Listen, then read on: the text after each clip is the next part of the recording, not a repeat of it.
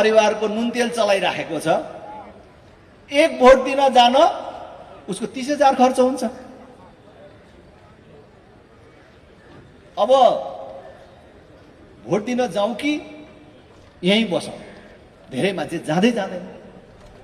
उसलाई यहीँबाट भोट दिन पाउने व्यवस्था मिलाउनुहोस्। संसारमा यो प्र्याक्टिसहरू छ। अन्तर्जिल्ला भोटिङको पनि सुनिश्चित गर्नुहोस्। यो सबै चिजहरू मिलाएर मात्रै चुनावमा अगाडि जाउँ। देशलाई निकास दिने गरी आउने चुनाव गरौँ। यो एउटा प्रक्रिया पूरा गर्ने, समस्यालाई अलिक पर टाल्ने हिसाबले, ठेल्ने हिसाबले मात्रै यो कामलाई अगाडि नबढाउँ भन्ने कुरा म आग्रह गर्छु। निर्माण प्रक्रियामा भएको भ्रष्टाचार बाँकी छ, कर छुट दिएर गरिएको भ्रष्टाचार बाँकी छ भने भैरवा विमानस्थल हेर्नु पर्यो भने, मणिपाल कलेजको बारेमा हेर्नु पर्यो भने, गिरी बन्धुको बारेमा हेर्नु पर्यो भने, कति मुद्दाहरू भन्। ती सबै चिजहरू राष्ट्रिय प्रजातन्त्र पार्टीले, रायन लिङ्गदेन जस्तो मान्छेले हेर्नु पर्यो भने कति मान्छेहरू जेल जान्छन् होला।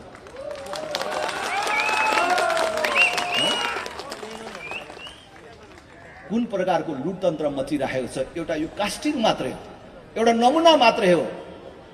देश यो भ्रष्ट व्यवस्थाले कसरी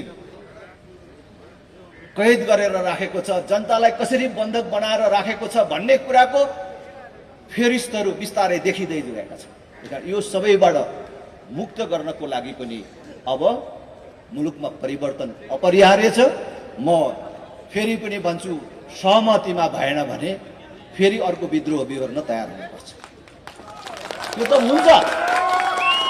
यो राष्ट्रिय प्रजातन्त्र पार्टीको राजेन्द्र लिङ्गदेनको धम्की होइन,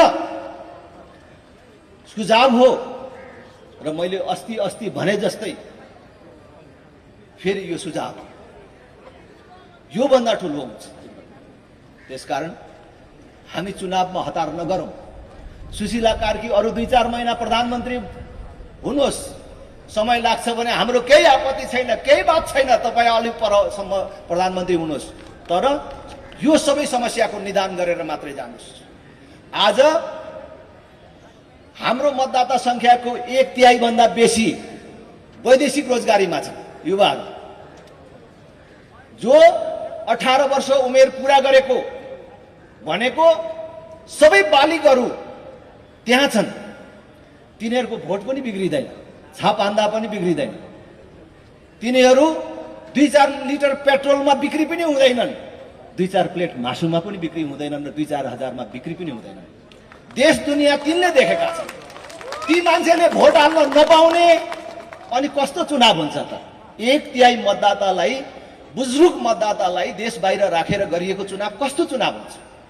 त्यसकारण उनीहरूलाई भोट दिने सुनिश्चितता गर्नुहोस्। पहिले उनीहरूले भोट दिन पाउने सुनिश्चितता गर्नुहोस्। अहिले संसारमा अनेक प्रविधि आएको छ।